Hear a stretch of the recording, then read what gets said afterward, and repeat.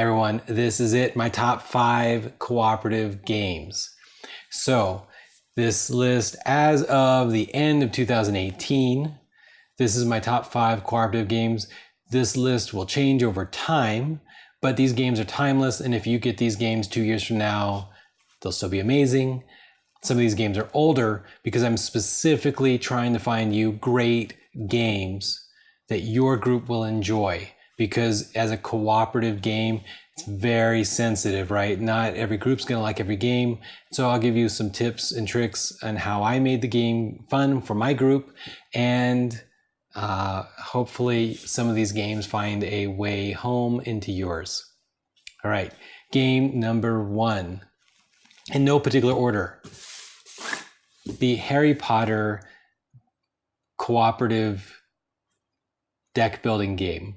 This is actually the expansion because I loaned mine out to a friend of mine, but it looks like this but bigger and brown. The Harry Potter deck building game is actually fun. I didn't think it would be, and we kind of ignored it for a long time. It was like, oh, this is just like another thematic game where they're trying to like make money off people who like Harry Potter. No, these games are legit. I mean, this is USopoly. USopoly makes like themed games from like Monopoly games and stuff like that. So they're not like really like a hardcore game maker, but man, the quality of these components, the art, the fun.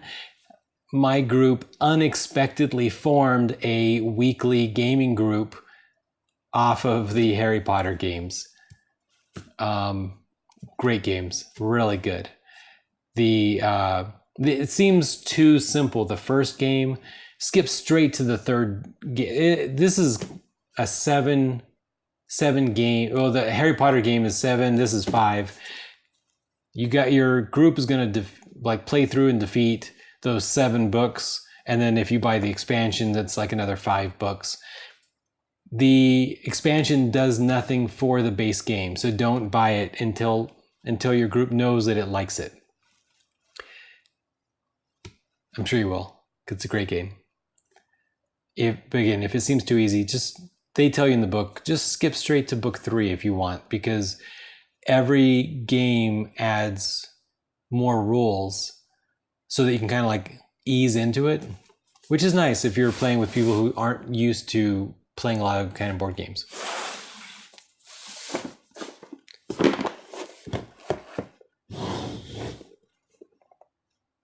Ghost Stories. Wow, guys. This is a great game. It is hard. Cooperative games generally are hard.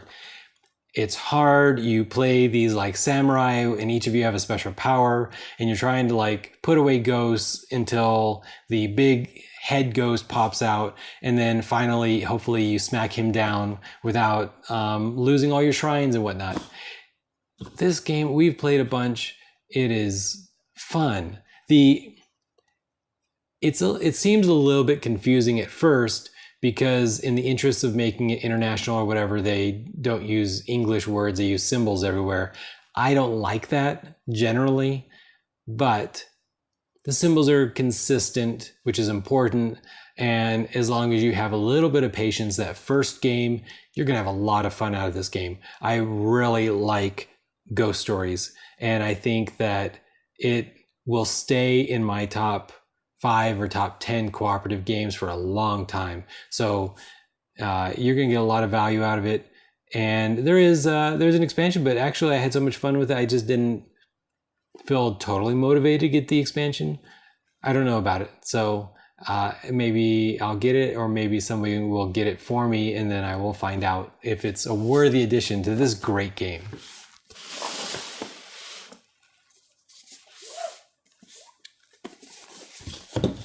Eldritch Horror. Now, this game's heavy. Arkham Horror. This is effectively the sequel to Arkham Horror 2nd Edition. Arkham Horror 3rd Edition just came out, which is kind of a sequel to Eldritch Horror. But For the immediate future, I am continuing to recommend Eldritch Horror as the horror line of game that you buy. It's fast, it's complex, so you feel like as you master this game, you're really like, you're getting out what you put into it. And I think that's important for these complex games. You don't want to feel like you invested a lot of time and energy and it wasn't really worth it. This game, man, is so good. It's so good.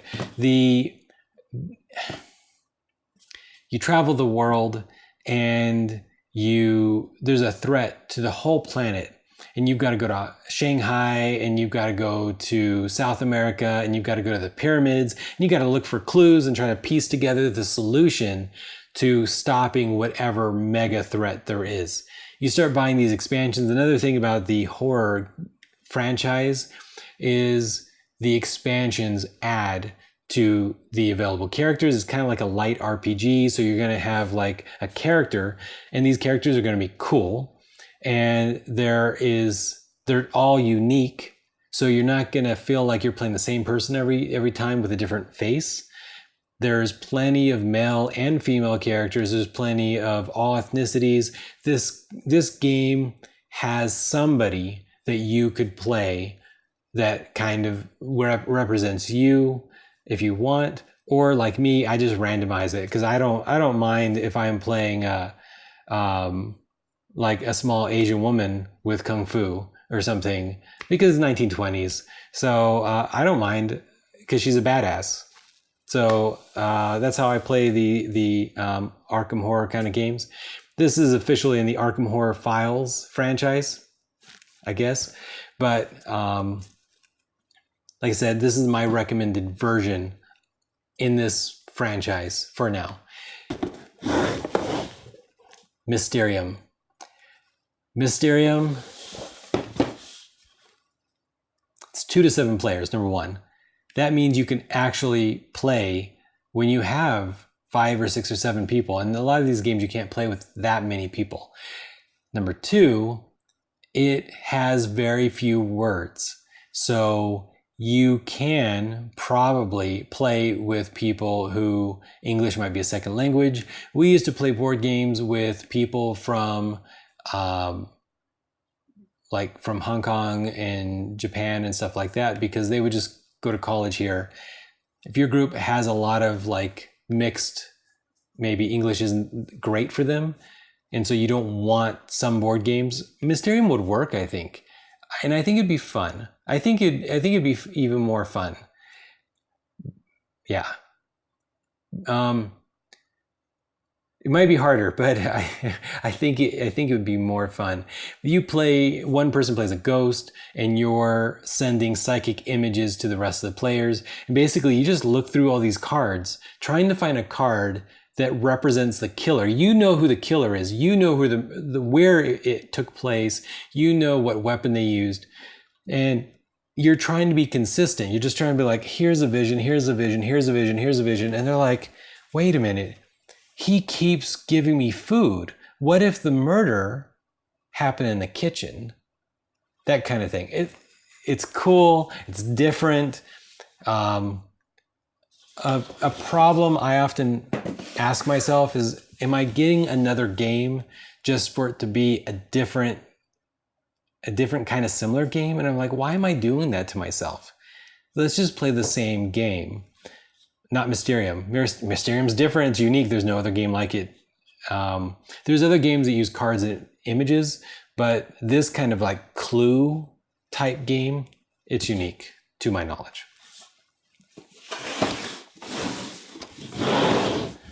Who goes there? This is the only co-op game on this list with a betrayal mechanic. It's beautiful. The components are awesome. It has a, so you can kind of show you some of the graphics. Look how vivid they are. I mean, these components are nice. The characters are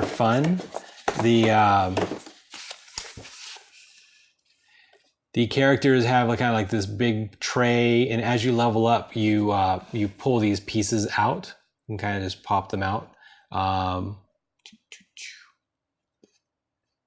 Well, yeah, no, some of them are dice, and some of them you pop out. So boom, you're like, boom, now I've unlocked that ability or whatever, right?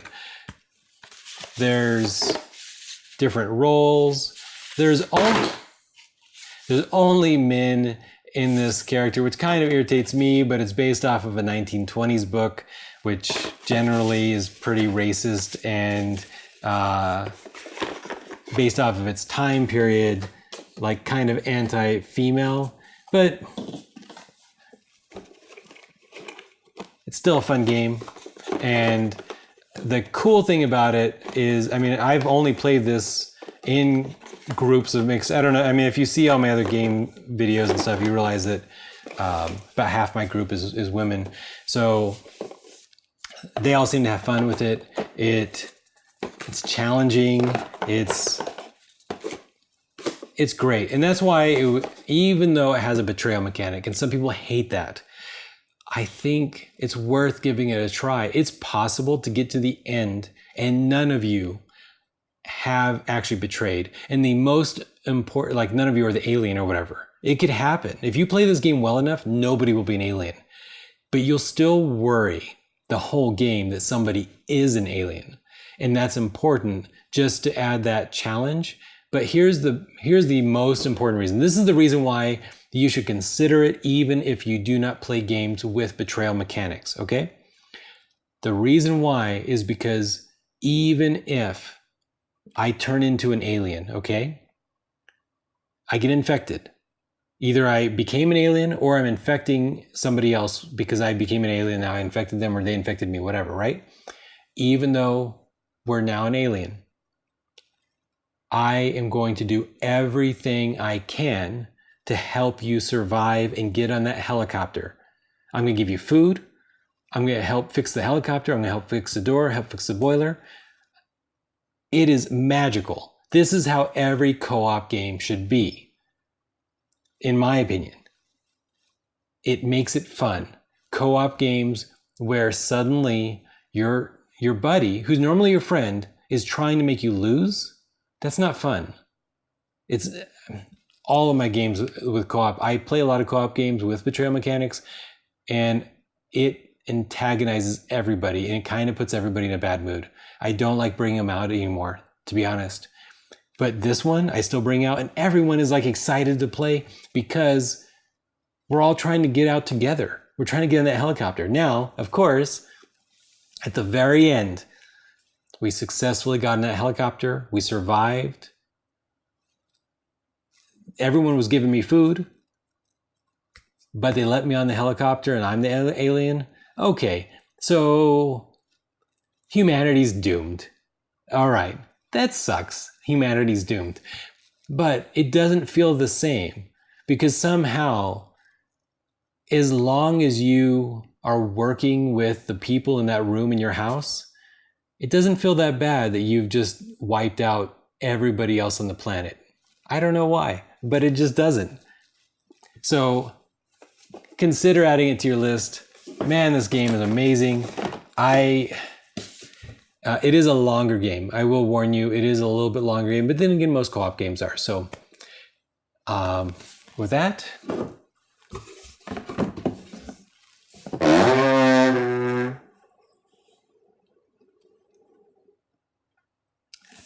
that, that was my top 5 list of cooperative board games. Is there a game I missed? Something that I might want to add to my collection? Comment down below. If there's a game you disagree, you hate one of these games, comment down below. Tell me why you hate this game. And otherwise, I'm still giving out a copy of Cthulhu Wars, actually 2 copies. Link in the description. This is a video that I've pinned to the top of the channel. Check it out. Maybe you'll win a copy. It's kind of a big thing. And with that, hope you all have a happy holidays. Click like, click subscribe. Make sure that bell is I don't know, I'm not good at this stuff, guys. Let me just talk about board games and help me out and do all the right stuff that I don't know how to name it. Whatever. Bye, guys. Hey, everyone. My last top 5 list. Hey, everyone. This is the top 5 cooperative game list. Hey, everyone, happy holidays. And, all right, everyone. So this is it for everyone. So this is it for a little while. This is my. Why did I just do that? I just said I was gonna redo it because I don't want to.